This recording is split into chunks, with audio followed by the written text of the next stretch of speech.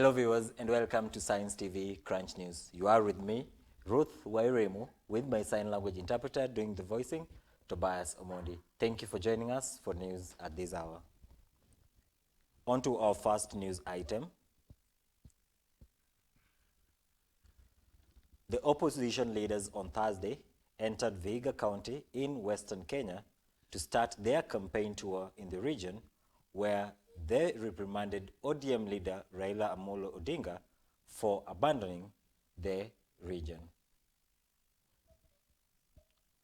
The opposition team was led by former Deputy President Rigathi Gachagua, who was flanked by Wiper leader Kalonzo Musyoka, George Natembeya, Fred Matiangi, among other leaders, where they accused the government for failing to deliver on its promises to the people of Western Kenya.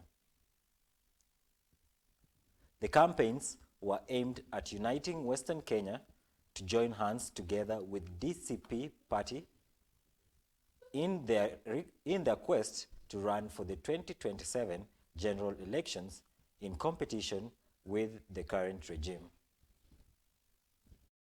Nyinyi mnampatia kura, anatoa fujo, anaitwa, anaingia serikali, anawacha nyinyi kwa mataa. Sasa mimi nimefukuza Ruto pale kwa mlima. Nimefunga mlima, kifunguo iko hapa kwa gari. Mimi na Rigiji tulikuwa namba 2, sio? Na sisi tukishikana si wataenda nyumbani. Ni kweli ama si kweli? Kwa hivyo mkae ngumu, tuko pamoja. Sisi tumekosana na William Ruto kwa sababu ile mkataba ambaye tuliandikishana naye kama watu wa mkoa wa Magharibi amekataa. Mumejua ile kazi tumefanya mbeleni hapo ya kusafisha elimu Kenya hii na mambo mengine mengi. Hii kazi tunataka tupewe. Hawa kazi imewashinda, haijawashinda. Wakati wanatuongelesha, wanatukosoa kama serikali, wasikize.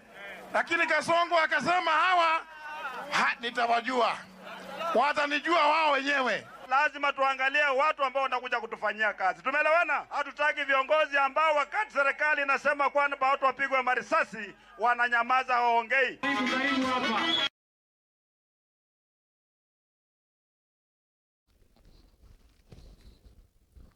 Moving forward, the Deputy President, Professor Kithure Kindiki, has rubbished the opposition's narrative of a one-term government, saying that the opposition was a group of selfish leaders who have never delivered to the citizens when they were still holding office.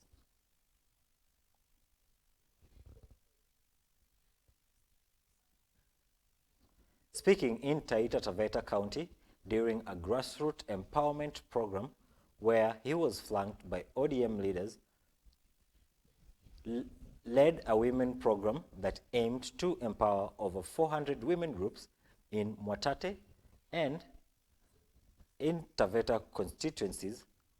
He termed the opposition sentiments as having zero track record holders.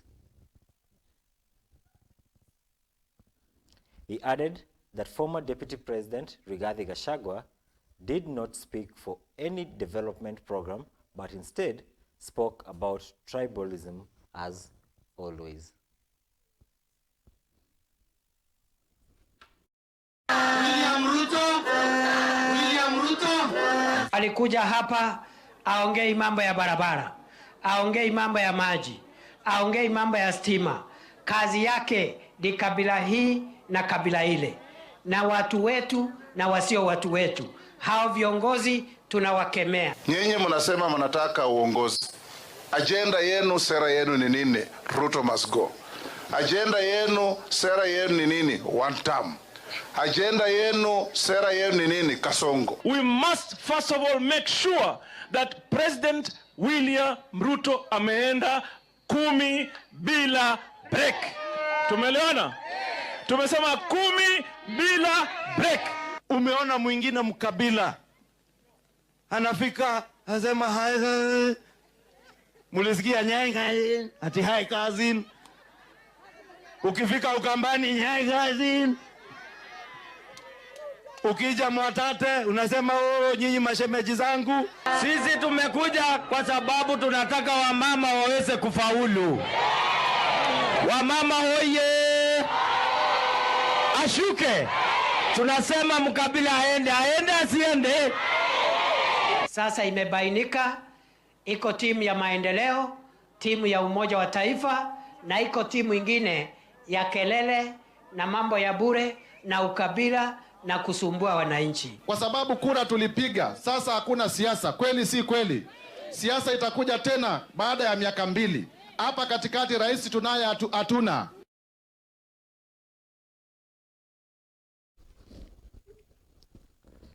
Moving on to other news. The National Police Service is now asking the blogger Ndiangui Kinyagia to record a statement at the Kiambu Road Directorate of Criminal Investigations headquarters.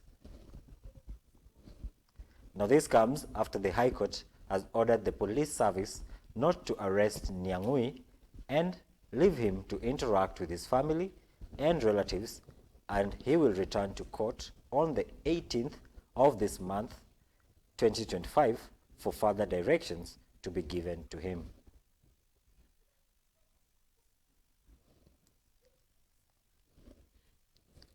Ndiangui was apprehended at the Milimani Law Courts hours after his lawyer, Wahome Thuku, issued a statement that his client had just been hiding somewhere else for fear of being abducted.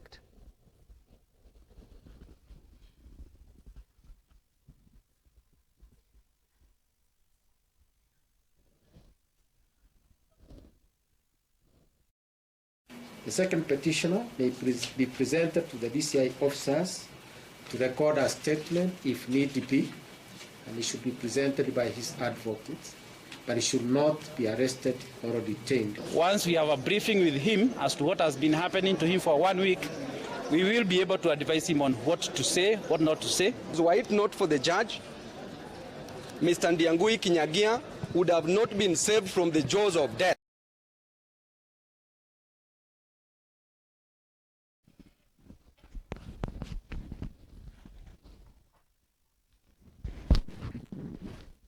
Moving on to other news, the government has put on place tough rules to regulate the streaming of live broadcasts, as the proposal was tabled by some members of parliament in a move that is seen to muzzle the media.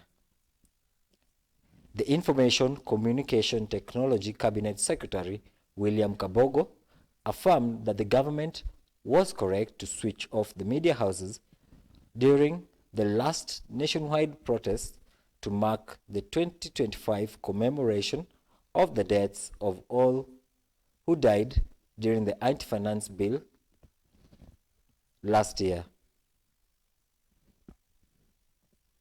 He says that this was done in order to protect children from the images that were displayed on the screens during the 2025 June 25th protests, urging that they create a permanent impression in the minds of children and can lead to trauma.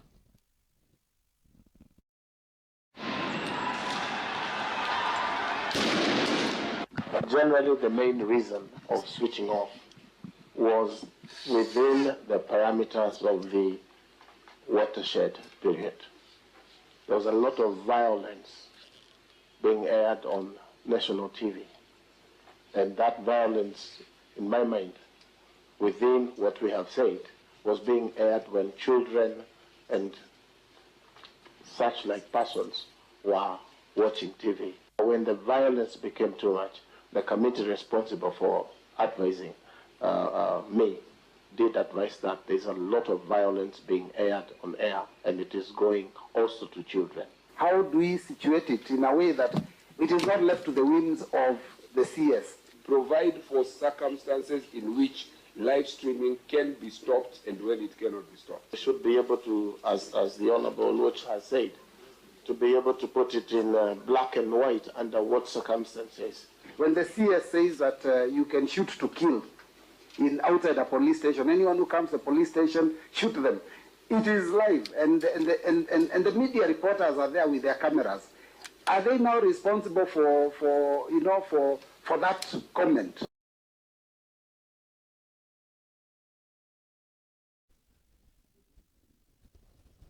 Moving on, the autopsy results for the mask vendor Boniface Kariuki, who was shot dead by the police, has revealed that he died from bullets logged in his brain. The autopsy was conducted on Thursday at the Kenyatta Referral Hospital, and it shows that 4 bullet pieces remained logged in his brain, which symbolized the severity of the shooting.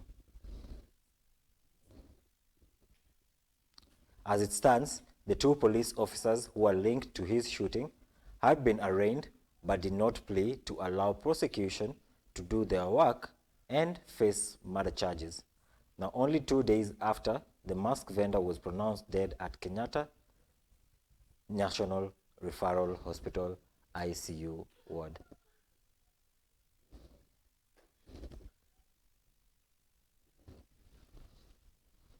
The brain is quite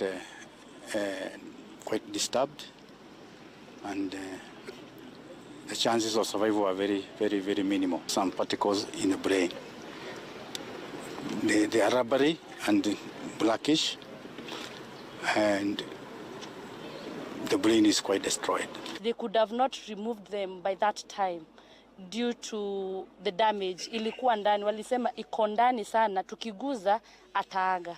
Lakini saa after kuambiwa hivyo, tulikaa siku moja, tukaambiwa saa tena fikra nayo imeaga. We may not know really, but the brain is quite necrotic, and maybe in the course of the treatment sometime maybe the brain really died.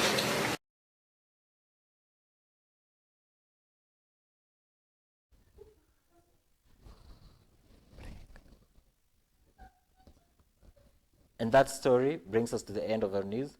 Now it's time for a short break, and we'll be back with sports news. Stay tuned.